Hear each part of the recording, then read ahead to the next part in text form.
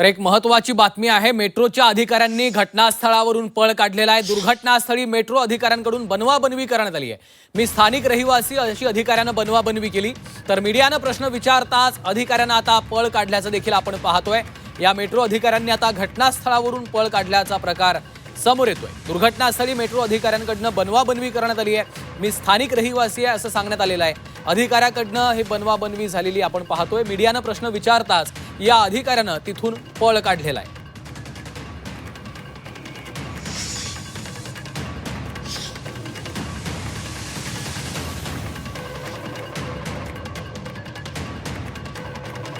तर या दुर्घटनेमध्ये एकाचा मृत्यू झालेला आहे, 4 जण यामध्ये जखमी आहेत। मेट्रोचे अधिकारी घटनास्थळावर पोहोचल्यानंतर एका अधिकाऱ्यानं तिथून पळ काढल्याचं देखील आपण पाहतो। हा अधिकारी नेमका काय म्हटलेला आहे पाहूया। ही घटना घडली आहे। पुलिस वाले को पूछिए। तुम्ही मेट्रोचे हे आहात ना नहीं कर्मचारी? मग मैं ऐसा ही पासर भाई। मेट्रोनं जे आहे, मेट्रोनं ज्या प्रिकॉशन घ्यायला पाहिजे होत्या त्या प्रिकॉशन घेतलेल्या नाहीयेत आणि त्यामुळे एका माणसाला जीव गमवावा लागला। तुम्ही तुमची जबाबदारी मान्य करत नाही आहात का? तुमची जबाबदारी नाहीये का? एका माणसाला जीव गमवावा लागतो। 120 फोटो स्थानिक आमदार पाठवतात आणि तुम्ही बघत नाही। तुमची जबाबदारी नाही काही काय? तुमची प्रतिक्रिया सांगा। तुमची प्रतिक्रिया सांगा फक्त। तुमची जबाबदारी नाही काय? तुम्हाला लोकांना उत्तर द्यावी लागतील। एक रिएक्शन तुमची प्रतिक्रिया सांगत का?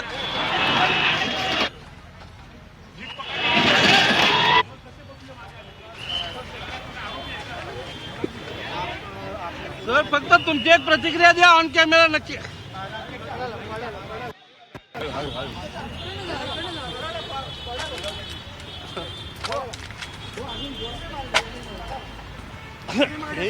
मेट्रो को ऑफिस करे भगा के लेके जा रहे हैं।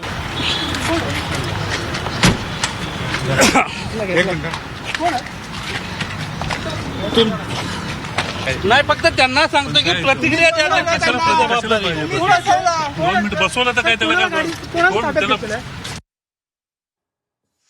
तर मेट्रोच्या अधिकाऱ्यांनी अक्षरशः घटनास्थळावरून पळ काढल्याचा आपण पाहतोय। आमचे प्रतिनिधी गोविंद तुपे यांनी सातत्याने त्यांना प्रश्न विचारलेला आहे। नेमकी जी दुर्घटना घडलेली आहे त्यावर त्यांची एक प्रतिक्रिया घेण्याचा प्रयत्न केलेला आहे, मात्र त्या अधिकाऱ्यांनी तिथून पळ काढल्याचं देखील आपण पाहतोय। आपण थेट जाऊयात, गोविंद तुपे आपल्यासोबत आहेत। गोविंद, तुम्ही त्यांच्याशी संपर्क साधण्याचा, संवाद साधण्याचा प्रयत्न केला। हे प्रकरण अत्यंत गंभीर असताना एकीकडे मेट्रोचे अधिकारी त्या ठिकाणी बनवाबनवी करतायत। तुम्हाला आधी ते सांगतायत मी एक स्थानिक रहिवासी आहे, मी इथून पास ऑन होत होतो म्हणून मी सहज आलो। ही एक बनवाबनवी का होती? इतकी गंभीर घटना घडलेली असताना देखील उत्तर दिली जात नाही आहेत मेट्रो प्रशासनाकडनं। गोविंद,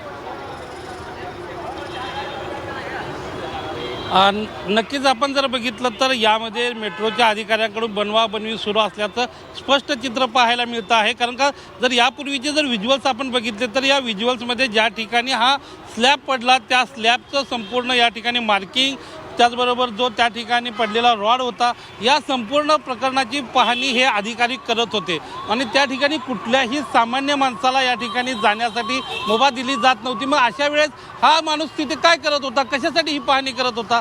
या अनुषंगाने ज्यावेळेला आम्ही या व्यक्तीला विचारण्याचा प्रयत्न केला त्यावेळेला त्यांनी सांगितले की मी इथून पास ऑन होत होतो, परंतु आम्हाला ज्यावेळेला इथल्या स्थानिक पोलिस आणि बाकीच्यांनी सांगितले की हे रेल्वे मेट्रोचे जे आहेत ते इथले प्रमुख अधिकारी आहेत, या साईटवरचे प्रमुख अधिकारी आहेत, त्यावेळेला आम्ही त्यांना प्रश्न विचारण्याचा प्रयत्न केला की आपण सुरक्षेच्या उपाययोजना केल्या नव्हत्या का?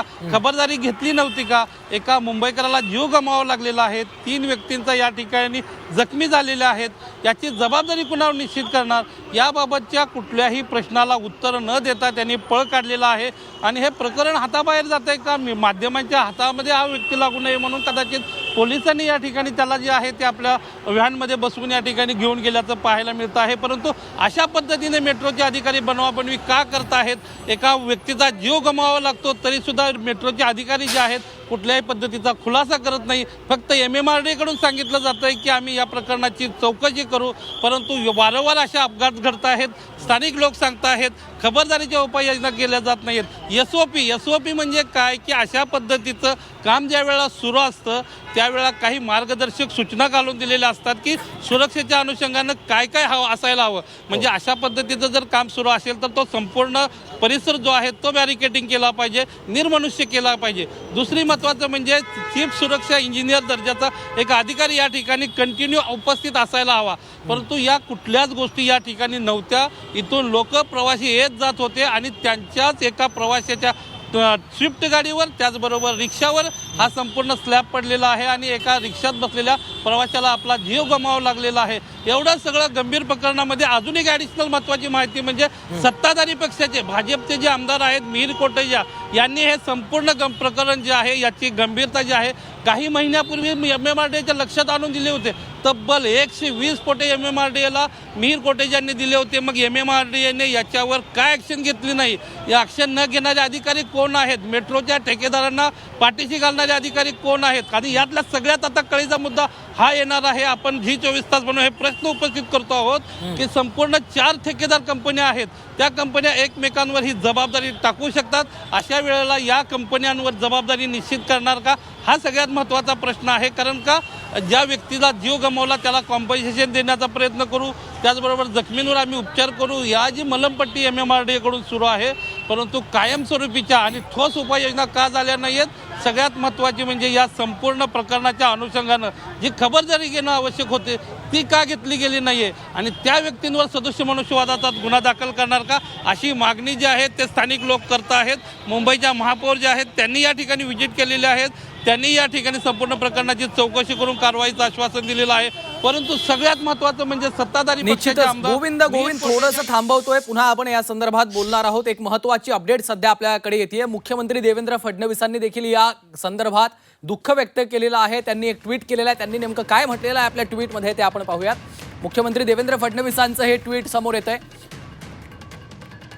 मुंबईमधील मुलुंड भागात मेट्रो बांधकामाचा स्लॅब कोसळून झालेल्या दुर्घटनेमध्ये एका व्यक्तीचा मृत्यू झालाय. इतर काही जखमी झालेले आहेत. या घटनेबद्दल मुख्यमंत्री देवेंद्र फडणवीसांनी दुःख व्यक्त केलेलं आहे. या घटनेच्या चौकशीचे देखील आदेश दिलेले आहेत. मृतांच्या वारसांना 5 लाख रुपये आर्थिक मदत राज्य सरकार देणार आहे आणि जखमींच्या उपचाराचा खर्च राज्य सरकार करणार आहे असं देखील मुख्यमंत्र्यांनी सांगितलेलं आहे. मात्र ही जी दुर्घटना घडलेली आहे त्याचा सखोल तपास केला जाणार आहे आणि जे कोणी दोषी असतील त्यांच्यावर तातडीनं योग्य ती कारवाई केली जाईल असं देखील आश्वासन राज्याचे मुख्यमंत्री देवेंद्र फडणवीसांनी या ठिकाणी दिल्याचं आपण पाहतोय. तर मृतांच्या वारसांना देखील आर्थिक मदत देणार असल्याचं सांगितलंय. मृतांच्या नातेवाईकांना 5 लाखांची आर्थिक मदत दिली जाईल.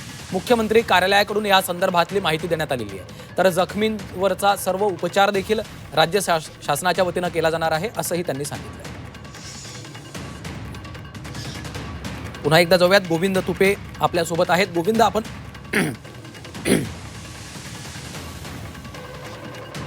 पुन्हा एकदा जाऊयात. गोविंद तुपे आपल्यासोबत आहेत. गोविंद, आपण बोलत होतो खरं तर सुरक्षेसंदर्भात कुठल्याच उपाययोजनांचा विचार केला गेलेला नव्हता आणि आता मुख्यमंत्र्यांनी या संदर्भात ट्विट केलेलं आहे. मुख्यमंत्र्यांनी दुःख व्यक्त केलेलं आहे आणि जे कोणी दोषी असतील त्यांच्यावर कारवाई करू असं देखील मुख्यमंत्र्यांकडनं सांगितलं जातं.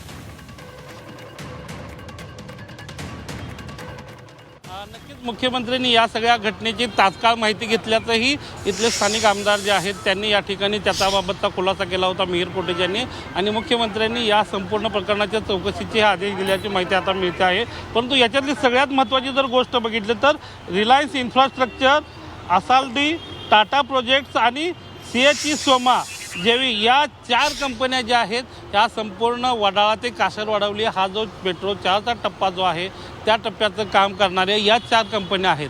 त्यामुळं आता या संपूर्ण स्पेसिफिक एरियाची जबाबदारी कोणत्या कंपनीची याबाबतचा अजून कुठलाही खुलासा जो आहे तो MMRDAने केलेला नाही आहे. आणि सगळ्यात महत्त्वाचं म्हणजे सुरक्षेच्या अनुषंगानं आपण बोलत होतो की सुरक्षेच्या अनुषंगानं ज्या खबरदारी घेणं अपेक्षित होतं, ज्या उपाययोजना करणं अपेक्षित होतं त्या केल्याचं दिसत नाही. काही स्थानिक लोक आहेत जे प्रत्यक्षदर्शी, आपण त्यांच्याशी बोलणार आहोत. काय नक्की झालं, काय होतं? मी कामावरून निघाली होती, गाडी चालू होती म्हणजे नॉर्मल ही कशी गाडी जातात ते गाडी झाली. तर ते जे रिक्षा ज्याचं ॲक्सिडेंट झालं आहे, रिक्षाच्या बाजूला एक 4 व्हीलर होती, त्याच्या मागे माझी ॲक्टिवा होती. आम्ही म्हणजे नॉर्मल जात होते, इथून मी निघाली जात होती, वरूनच ब्लॉक पडला मोठा. ती रिक्षा पुढे हे झाली, चेंबली. तर पुढे जो ड्रायव्हर आहे त्याचा अर्धा पार्ट बाहेर होता आणि तो फंफडत होता, म्हणजे जिवंत होतं, डोळेवरती होते, फंफडत होता. आणि बाकीचे 2 पॅसेंजर होते ते पुढे दबलेले, आतमध्ये दिसत नव्हते. रिक्षा पूर्ण चिंबलेली. बाजूमध्ये जे 4 व्हीलर होती त्याच्यामधून एक बाई होती, पण तिला इथून फक्त रक्त येत होतं फाटलेलं आणि बोटं तिची गेली वाटतं, रक्त येत होतं. आणि ती स्वतःहून पण बाहेर आली गाडी खोलून, तिचं काच वगैरे पूर्ण तुटलं आहे आणि रिक्षा तर पूर्ण चिंपली आहे. ते 4 जण होते, त्यांचा बरोबर ॲक्सिडेंट झाला आणि ते गाडीचा मागेच माझी गाडी होती, पण मी थोडासा मी वाचली. पण कुणाला जबाबदार धरता तुम्ही सामान्य मुंबईकर म्हणून? जबाबदार म्हणजे आता हे सगळं काम जे चालू आहे ना रोडवर, तर काही प्रोटेक्शन तर मला अजून, मी रोज हे रस्त्यामधून ट्रॅव्हल करते, माझा एरियाच हे आहे, मग हे इथून मी रोज जाते, मग कधी पण मला फक्त काम चालू आहे ते दिसतं, पण प्रोटेक्शनसाठी काहीच नाही, जरा पण नाही. आपण जर बघितलं तर ही सामान्य मुंबईकरांची प्रतिक्रिया आहे की आम्ही या संपूर्ण रस्त्यावरून रोज जात असतो, लोक या ठिकाणी कामं सुरू असतात, परंतु सुरक्षेच्या खबरदारीच्या कुठल्याही उपाययोजना ज्या आहेत त्या मात्र या ठिकाणी केल्याच्या दिसत नाहीयेत आणि त्यामुळं लोकांची सुरक्षा जी आहे मेट्रोच्या कामामध्ये ठेकेदारांनी वाऱ्यावर सोडले का, हा प्रश्न या निमित्तानं उपस्थित होतो. निश्चितच गोविंद, आपण पाहतो एकतर सुरक्षेच्या दृष्टीनं काहीच खबरदारी घेतली गेलेली नव्हती आणि दुसरीकडे मेट्रोचे अधिकारी त्या ठिकाणी बनवाबनवी करतायत, पळ काढतायत, कुठली जबाबदारी घेत नाहीयेत. तुर्तास धन्यवाद गोविंद या सविस्तर माहितीसाठी.